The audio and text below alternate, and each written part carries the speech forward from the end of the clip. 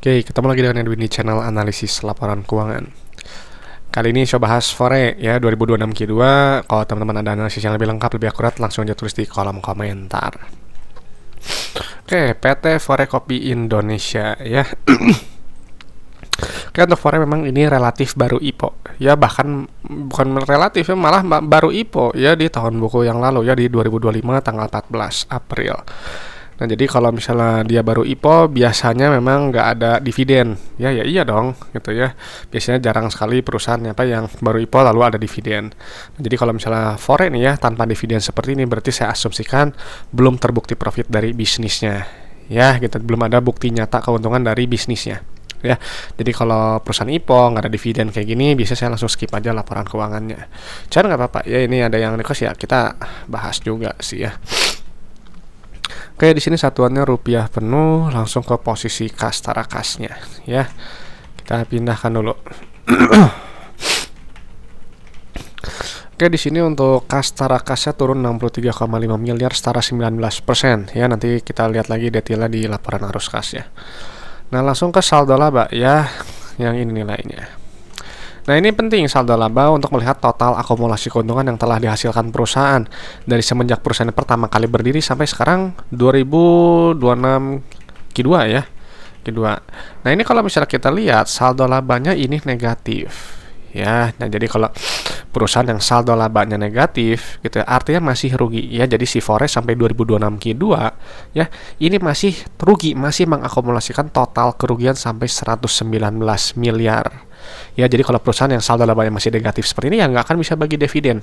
Ya karena belum ada keuntungan, jelas. Gitu ya, meskipun kalau misalnya kita lihat mungkin di laba ruginya ini kan memang saldo labanya udah berkurang ya, lebih mulai ke arah positif ya. Nah, misalnya kita tuh ada keuntungan.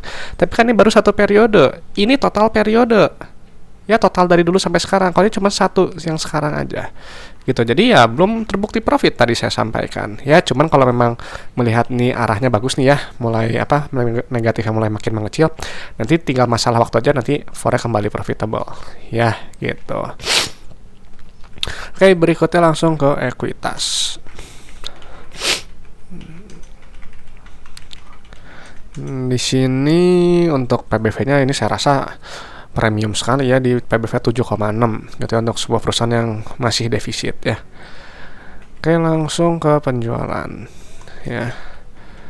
Di sini penjualan naiknya drastis ya, signifikan, bagus gitu ya untuk kinerja profitabilitas ya.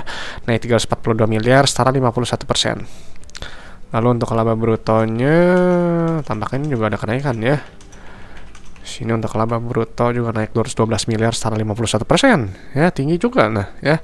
GPM-nya masih sama ya di 61%-an ya. Ini yang bagus nih yang seperti ini ya. Lalu langsung ke laba bersihnya ya, KNP 0 lah ya, ini nih nilainya. Nah, ini bagus nih ya, karena si laba bersih juga ada kenaikan juga 34% setara 14,4 miliar ya. Cuman memang ini PR-nya nih super premium ya, di 50 kali. Jadi holding period setidaknya 50 tahun gitu berdasarkan earning per share. Ya, gitu. Ini PBV premium, PR juga premium ya saya rasa. Oke, langsung ke arus kas, ke penerimaan kasnya dulu ya. Di sini untuk penerimaan kas naik 342 miliar setara 51% ya, dengan rasio penerimaan kas ini bagus ya di 100% ya, customer bayar selalu penuh. Net CFO ini positif juga, bagus, dan ada kenaikan juga ya, bisnisnya menghasilkan uang tunai yang nyata ya, naik setara 19% setara 25,6 miliar. CFI-nya di sini jauh lebih negatif ya, artinya perusahaan lebih ekspansif dibandingkan dengan periode sebelumnya. Oke ya, itu hampir 2 kalinya ya. Lalu untuk pendanaan di sini nilai negatif, ada perusahaan melunasi pinjaman-pinjamannya ya. Kita berbeda nggak kayak periode sebelumnya. Kalau sebelumnya ini kan baru IPO ya, jadi ada suntik modal ya dari tadi IPO. Tuh. Kalau yang sekarang tuh melakukan pelunasan ya, bayar bunga, bayar pinjaman, kita bayar sewa juga ya, gitu. Ini bagus ya, seperti ini. Jadi untuk pola arus kas sebenarnya ini bagus ya, plus min dan ada penurunan kas tarakasnya, jadi uang dalam dompet ini membantu untuk melakukan pembayaran ekspansi dan juga untuk bayar pinjamannya ya. Jadi untuk cash flow ini bagus ya, profitabilitas saya juga saya rasa oke gitu ya, tinggal masalah waktu aja supaya dia saldo laba positif lah, itu baru benar ya, perusahaan memang terbukti profit, tinggal dibuktikan nanti lewat adanya dividen ya, cuman masih perlu waktu. Cuman tampaknya kalau misalnya melihat nih Q2-nya 56, ya asumsikan sampai Q4 dia juga sama. Mungkin tahun depan atau 2 tahun lagi mulai bisa bagi dividennya Fore gitu ya. Mungkin 2 tahun lagi saya rasa ya gitu kalau misalnya lihat hitungan kasar. Oke, sekarang ke ekuitas.